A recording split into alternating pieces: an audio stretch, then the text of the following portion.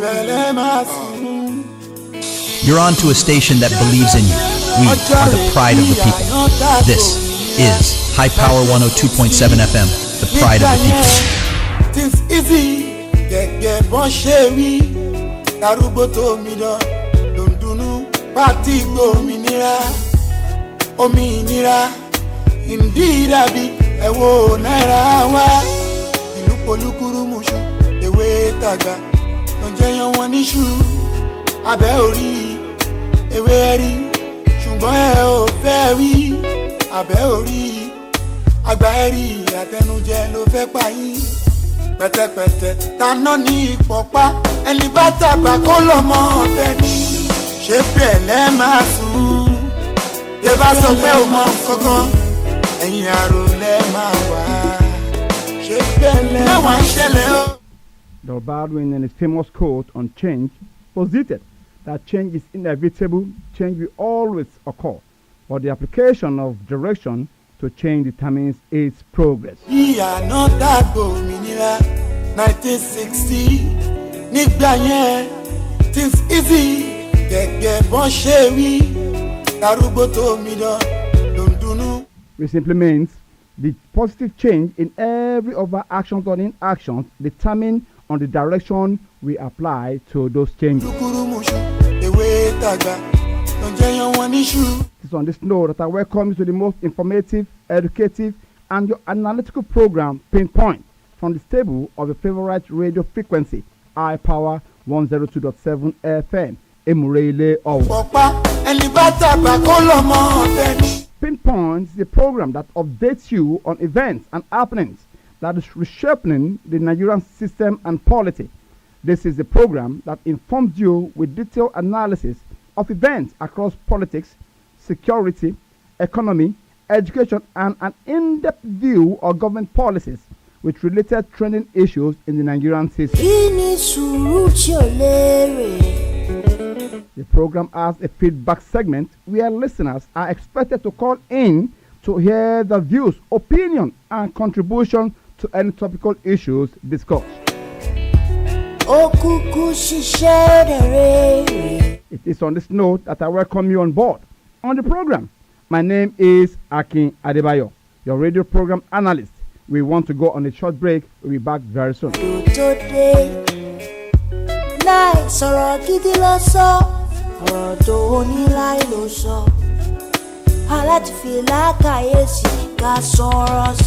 Welcome back. It's your program, Pinpoint. We are transmitting from your day dialing station, High Power 102.7 FM, Emurele Owo. Today, on the program, we shall be looking into the recent presidential pardon granted to some convicted individuals by President Bola Ahmed Tinubu.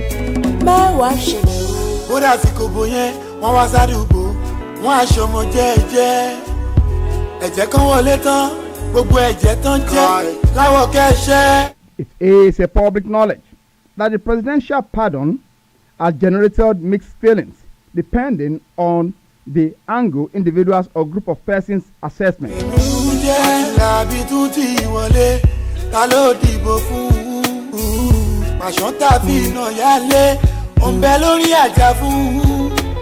Also, there have been dissenting voices regarding the pardon, ranging from persons guilty of murder, kidnapping, armed robbery, embezzlement, and to mention but a few.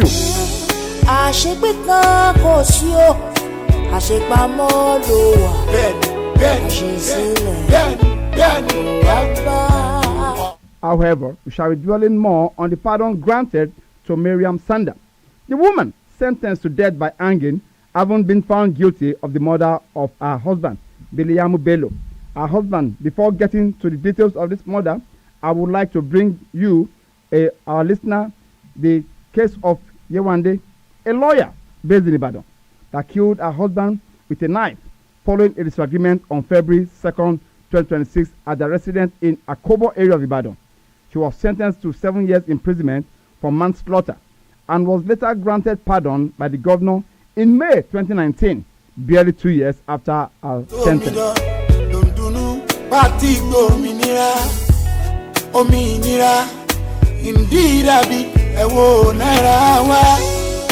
polúkúrú muṣu ewé tàgbà ló ń jẹyàn wọn níṣu abẹ́ orí ewé rí ṣùgbọ́n ẹ ò fẹ́ wí. Before going further, I would like to also discuss briefly on the prerogative of mercy. Any prerogative of mercy granted to these two women by governors and presidents is enshrined in Chapter 6, Part 1, Section 117.5 for the president, while Section 212 of the same constitution gives the governor the right of prerogative of mercy. Therefore, the president and the governor have the constitutional power to grant pardon after conviction with the following conditions to be considered. Kí ni sùúrù tí ò lérè? Kí ni iṣẹ́ tí kò ṣeré? Wọ́n ṣàléyàn tí ò lórúkọ. Conditions to be considered for the prerogative of mercy of any convict is as follows: remorsefulness, good conduct, old age, rehabilitation through education or vocational training, the convict enrollment in the National Open University of Nigeria, while others had demonstrated notable behavioral reforms.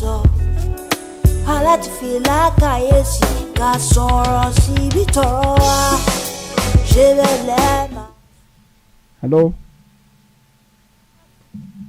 Hello? Hello? Okay, thank you very much.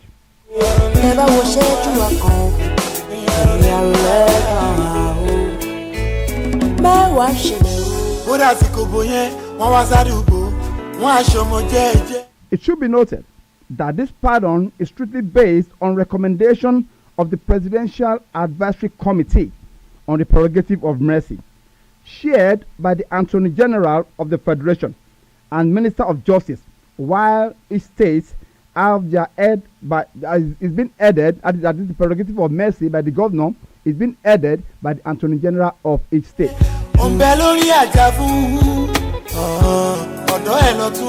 Which simply means that the president or the governor would not just wake up one day and decide to grant prerogative of mercy to an ex-convict. It is based on the recommendation of the committee that is headed by the Attorney Generals of probably the Federation or Attorney Generals of probably the state that want to grant the prerogative of mercy to any ex-convict.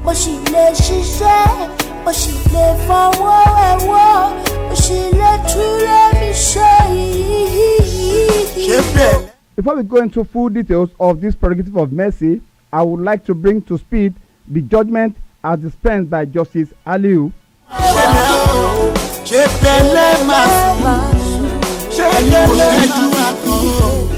Hello, customer. Hello? Hello? Where is this place? I think this is the wrong number.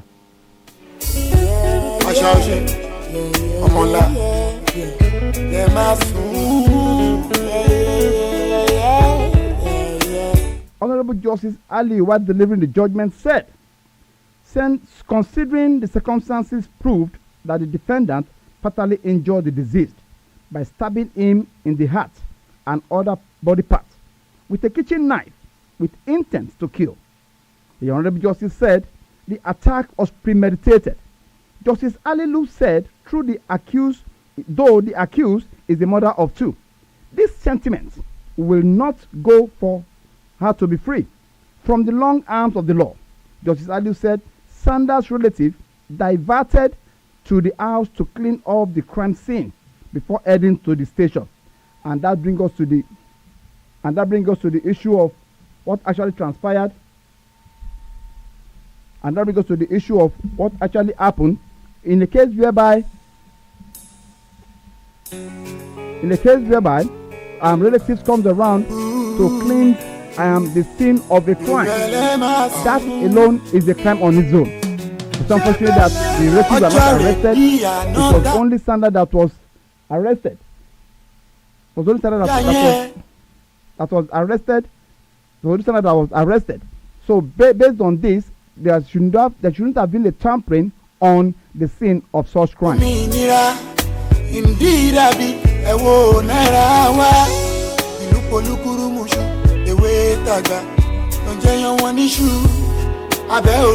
The Honorable Justice tried to read out to everybody's hearing the eyewitness to the murder. He said, "It is on this note that I will read to you the version of the laundryman upon which the Honorable Justice based his judgment." The witness said, "Mrs. Sander issued many threats to her husband, including to chop off his genital if he declined to grant her divorce." Which simply means that if a woman is requesting for divorce, it's better you hand it over to such woman, because refusal of the deceased not to have granted or the wife the option of divorce actually resulted to him being killed by the same wife.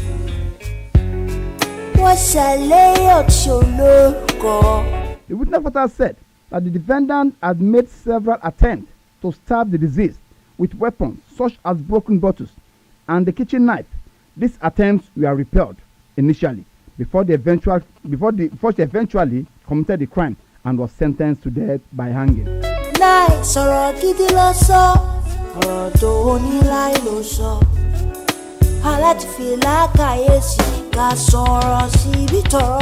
Welcome back, and glad to know you are still with us.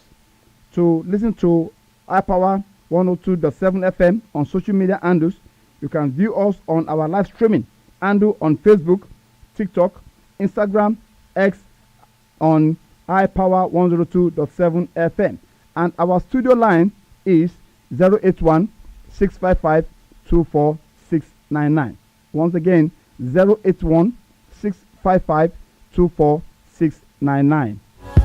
tó bá tún ṣe wẹ́rẹ́ lásìkò bò wọ́n ní kọ́dọ̀ tó lọ bẹ̀rẹ̀ wọ́n á ṣẹ̀nu mẹ́rẹ́ kàlùkàlù gbé nǹkan mi ṣẹ̀nu wúyẹ́ làbí tún ti wọlé ta ló dìbò fún pàṣán tàbí iná yálé. Now to the major point of discussion. Can we conclude that all these people granted presidential pardon actually deserve it based on the degree of crimes committed?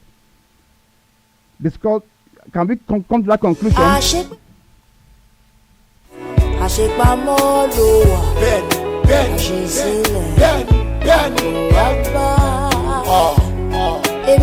It should be noted that we cannot just come to the conclusion that everybody that was granted the pardon actually, from my own assessment, would I say that not everyone actually merited it, because instances has come, or there's a situation whereby a particular man was sentenced to, I think, 20 years imprisonment for having committed crimes ranging from murder to kidnapping to armed robbery, and this person was equally granted pardon. Some other persons equally committed crimes ranging from murder, just like the case of Sandra that we are discussing now. For her to have made attempt on several occasions to get rid of her husband, and as testified by the laundryman, it means that she actually committed the crime based on an intent. It was an intentional offense committed by her. This simply means that there is no amount of remorsefulness that will now have warranted her to be granted such pardon. But though, lo and behold, what can we do? She has been granted the pardon, and that is just binding.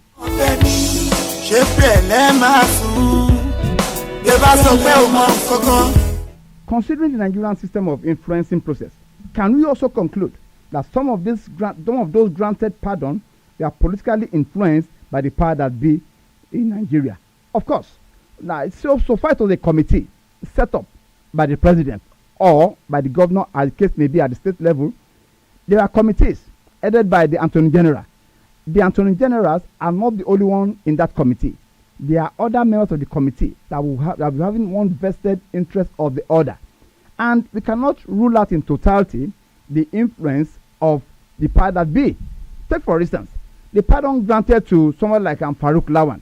Farouk Lawan, a man that was sentenced to prison for having been a beneficiary of oil subsidy, as testified against him by Femi Otedola, one of the oil businessmen in Nigeria. But lo and behold, Farouk Lawan was among the people granted pardon without even returning the money he was sentenced for. Can we now say that there is no political influence in the release of someone like Farouk Lawan, one of the most vibrant, articulate, in fact, eloquent lawmaker in that of rep then? Can we not say that there is no political influence regarding that if we cannot actually undermine that indeed there was no political influence? Kúkú ṣiṣẹ́ rere, ha ẹ̀dẹ̀ sọ pé a ṣì wà lọ́mọdé, nǹkan sálẹ̀ yẹn jẹ́ ká gbà.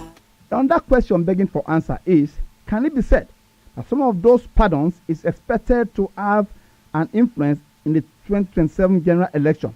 Or is it well to have deserved, e.g. the Ogonis of the Kensarawiwas faction from South Nigeria? Now, we are about approaching the year of politics, politicking and politricking, as the case may be. That is for next year. Now, all these various pardons, there is no way it will not have a political effect, a ripple political effect, either for or against. For, on the side of the person actually granted the pardon, against on the other opposition party. How do I mean? In the case whereby someone like Farouk Lawan is released, we don't need to beat around the bush that definitely it will, by the time he starts sharing his opinions, starts sharing his views, start making political contributions, it will tilt towards the person that actually granted him that pardon. Of course, look at the case of the Kensarawiwas 5 that were actually released. We are talking about the Ogoni 5 that we are actually sentenced to. Some were sentenced to death, some were killed, like Kensarawiwa and some of his group members. They were killed during the Abacha era. Some were equally sentenced to life imprisonment. But now they have been granted pardon, even to the extent of being awarded national honors. Are we now saying that the Ogonis of the South extraction would not want to campaign in favor of the person actually granted them those pardons? Of course, we cannot undermine the influence of this pardon on next general election, that is 2027 general election. So you're going to take a ripple effect on the side of the person that actually granted them the pardon.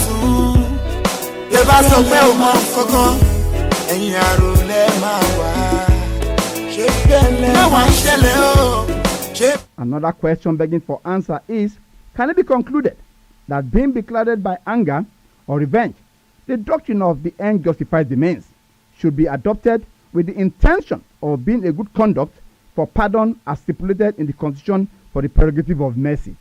Like we are made to understand, in the section that gave either the governor or the president the right of prerogative of mercy, that is within their own right constitutionally to grant this pardon. That is chapter 6 of the Constitution.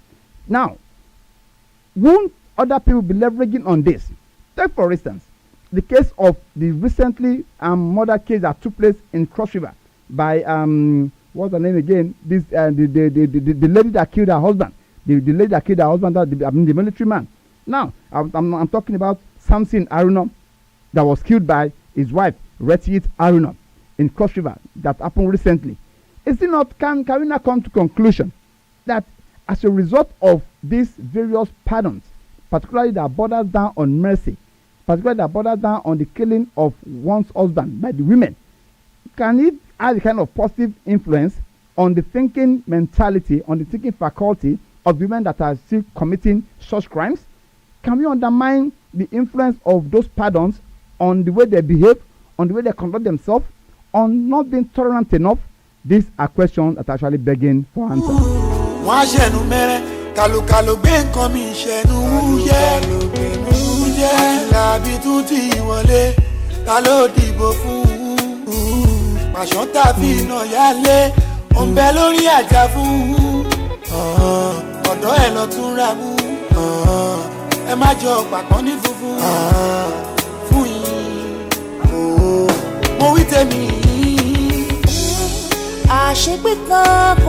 Welcome back.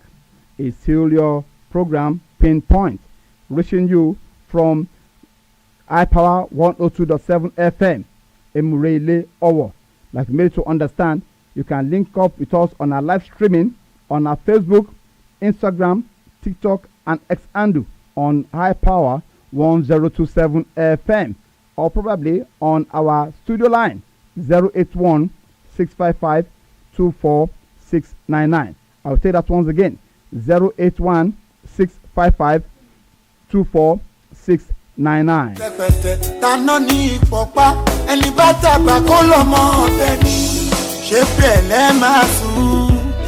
Tẹ́ bá sọ pé ò mọ kankan, ẹ̀yin àròlé máa wà.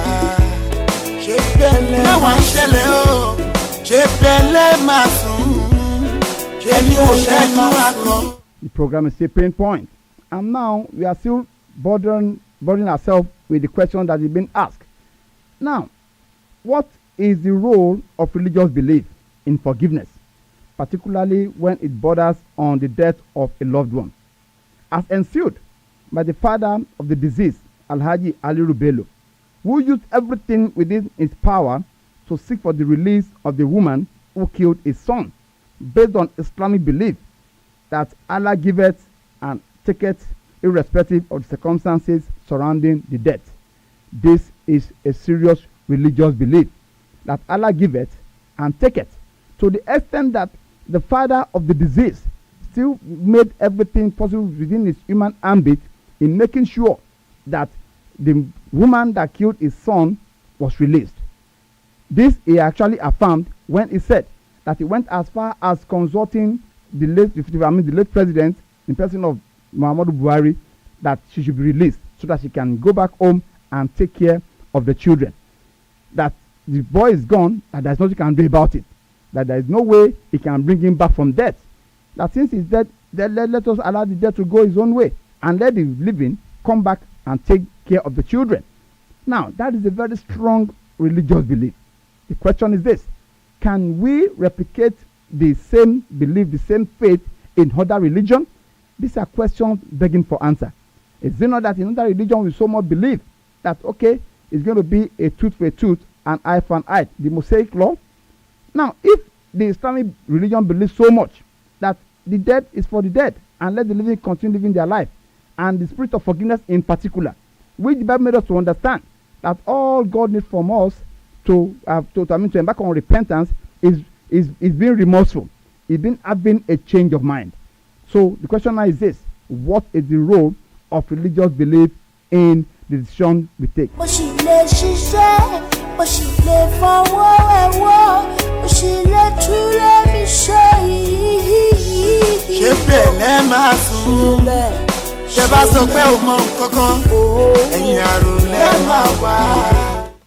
I would like to come to a balance here, that it is always advisable whenever you are having issues with your spouse, particularly the male gender, because the cases that we've read so far has been that the women are always released to go and take care of the children.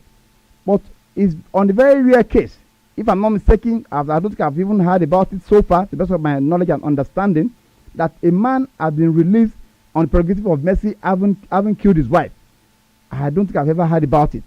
But in this case of women now being released, having killed their husband on the ground of prerogative of mercy, I think it is time for men to sit up in making sure that their house is in peace, order, and harmony.